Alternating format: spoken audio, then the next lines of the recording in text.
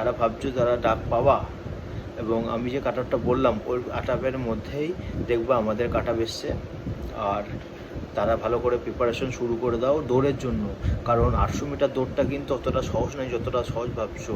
সেই সময় দৌড় কিন্তু স্টার্ট হয় মোটামুটি 9টা থেকে 12টা, 1টা, 2টো, 3টে পর্যন্ত রানিং হয় কমপ্লিট।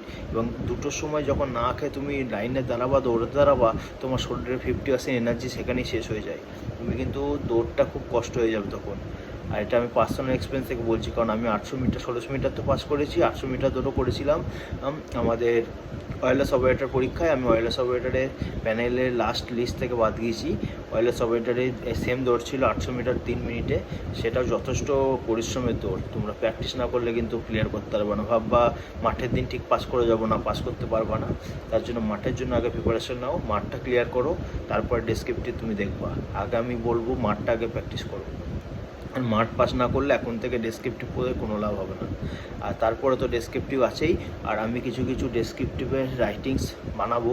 যদি তোমাদের লাগে আমার কমেন্টে জানিও, আমি তোমাদের সঙ্গে শেয়ার করব।